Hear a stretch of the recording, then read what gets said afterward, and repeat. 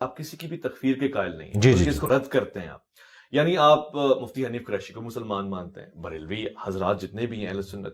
اسی طرح اگر پیچھے چلے جائیں تو آپ خواجہ معین الدین چشتی رحمۃ اللہ علیہ کو بھی مسلمان جی ہی جی مانتے ہیں. بالکل، کیوں نہیں. تو پھر کسی مسلمان پہ یہ الزام لگانا کہ وہ اپنا کلمہ پڑھوا رہا ہے، کیا کوئی مسلمان کبھی اللہ کے رسول کے علاوہ اپنا کلمہ پڑھوا سکتا ہے اور پھر وہ مسلمان بھی رہے؟ یہ الزام خود ان کے ماننے والوں نے لگوایا نا. یہ کتابیں چھاپ رہے تھے، اسے معرفت کی بات کہہ کے ڈیفینڈ کیا کرتے تھے. یہ جو گستاخانہ عبارتیں ہیں ان کو ان کے ماننے والوں نے تو آن کیا ہے. اگر یہ آج آن کرنا چھوڑ دیں اور ساتھ یہ بھی مانیں کہ انجینئر صاحب نے ہمیں بتایا، اس سے پہلے ہم اسے آن کرتے تھے اور پچھلے آلموسٹ 800 سال سے ہم سے یہ مس ہینڈلنگ ہوئی. 633 ہجری میں فوت ہوئے ہیں معین الدین چشتی، آج 1445 ہجری چل رہا ہے. تو 800 سال تک کسی نے ان کو نہیں یہ بتایا کہ یہ لکھا ہوا تھا. یہ زیادہ سے زیادہ کوئی چیز لے کے آتے ہیں تو احمد بریلوی صاحب سے لے کے آتے ہیں کہ انہوں نے فتاوی رضویہ میں لکھا ہے کہ جو چشت کے بزرگ ہیں ان کی جو کتابیں ہیں وہ قابل اعتبار نہیں ہیں. اچھا، لیکن ہم جس کتاب سے حوالہ دے رہے ہیں وہ کتاب سبع سنابل ہے. اس کتاب کی تعریف فتاوی رضویہ میں اعلیٰ حضرت نے خود کی ہے اور ساتھ انہوں نے لکھا ہے کہ یہ کتاب رسول اللہ کی بارگاہ میں مقبول ہے.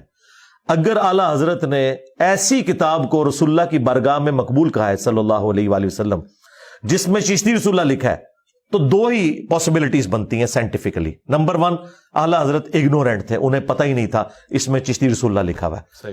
یہ بھی مان لیں تب بھی ہماری جیت ہے، کیونکہ وہ تو غوث وقت تھے، ان کی بزرگی تو ہوگی فارغ. یہ تو کہتے ہیں دلوں کے حال بزرگ جانتے ہیں.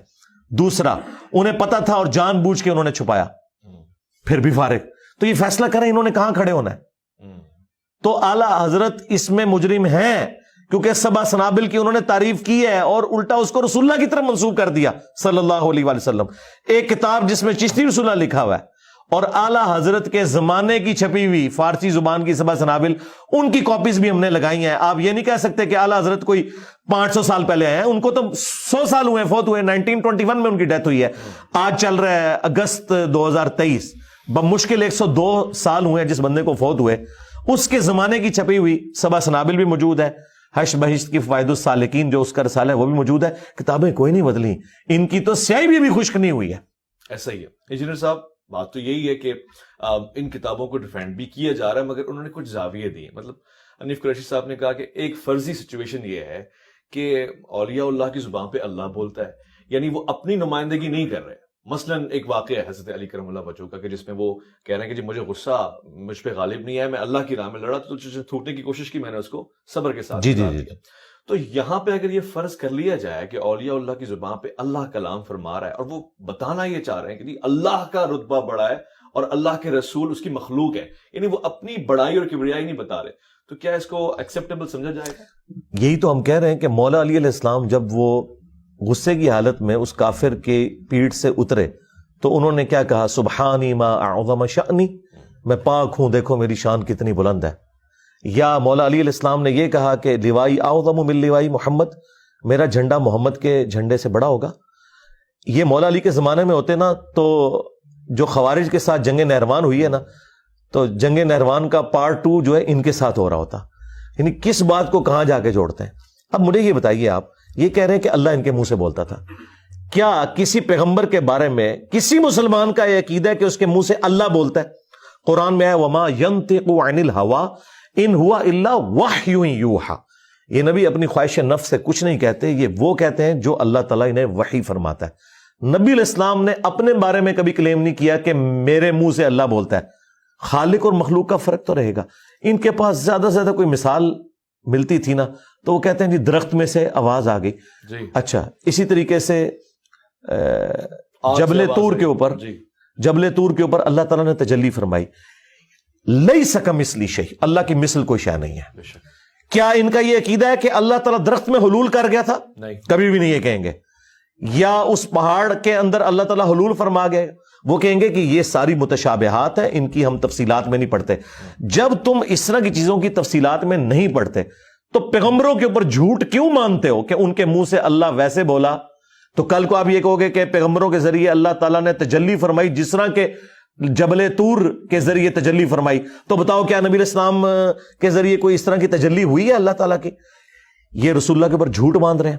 اور بخاری اور مسلم دونوں میں حدیث ہے، مولا علی علیہ السلام کہتے ہیں میں نے خود نبی علیہ السلام سے یہ بات سنی تھی کہ میری طرف بات منسوب کرنا کوئی عام بات نہیں ہے، جس نے میری طرف جھوٹ منسوب کیا وہ اپنا مقام جہنم میں دیکھ لے. یعنی کہ وہ اسلام سے گیا. جی، اس لیے کہ انہوں نے رسول اللہ کی طرف وہ بات منسوب کی ہے جو نبی علیہ السلام نے اپنے بارے میں کی نہیں ہے.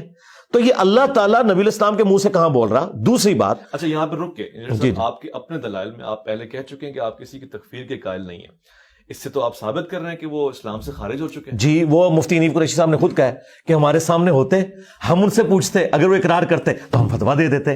تو مفتی صاحب ہم بھی فتویٰ دے رہے ہیں، اس پہ ہمارا اتفاق ہے. آپ کی پوڈ کاسٹ میں وہ کہہ چکے ہیں. جی، میں نے یہ بات کی ہے کہ وہ اب بندہ دنیا سے چلا گیا، آج ہم اس کی باتوں پہ بات کر رہے ہیں. ہم بزرگوں کو بینیفٹ آف ڈاؤٹ دے رہے ہیں نا. میں نے کہا ایک ٹن اس نے ذہن رکھا ہوا ہے کہ یہ معین الدین چشتی نے نہیں کہلوایا ہوگا. اگر انہوں نے کہلوایا تو واقعی وہ کافر تھے، اس میں تو کوئی دوسری رائے نہیں ہے. اور خود یہ حنیف قریشی صاحب نے بھی کہا کہ اگر وہ ہمارے سامنے ہوتے ہم ان سے پوچھتے، اگر وہ نہ مانتے تو ہم فتویٰ دیتے. تو مفتی صاحب مان چکے، یہ میرا مقدمہ انہوں نے تسلیم کر لیا ہے کہ فتویٰ دیتے. بعد میں انہوں نے جو تعویلات کی ہیں وہ بعد کی چیز ہے، وہ مان چکے ہیں یہ کلمات کفر ہیں، اگر وہ اڑیں گے تو ہم ان کے اوپر فتویٰ دیں گے. اچھا اب آ جائیں، مجھے یہ بتائیے، کل تک تو یہ مفتی حنیف قریشی صاحب اور ان کی پوری جماعت کہتی تھی کہ با خدا دیوانہ باش با محمد ہوشیار، کہ دیوانگی صرف اللہ کے لیے چلے گی، نبی علیہ السلام کے ریفرنس سے اگر کوئی دیوانگی کی بات کرو گے تو ہم کفر کا فتویٰ دیں گے. تو مجھے بتائیں، سبحانی ما اعظم شأنی، یہ تو اللہ کے بارے میں ہو گیا، ہمارے نزدیک تو یہ بھی کفر ہے. لیکن یہ لوائی اعظم من لوائی محمد جو بایزید بستامی کی طرف منسوب ہے، ایک ٹن حسن ظن رکھ لیتے ہیں.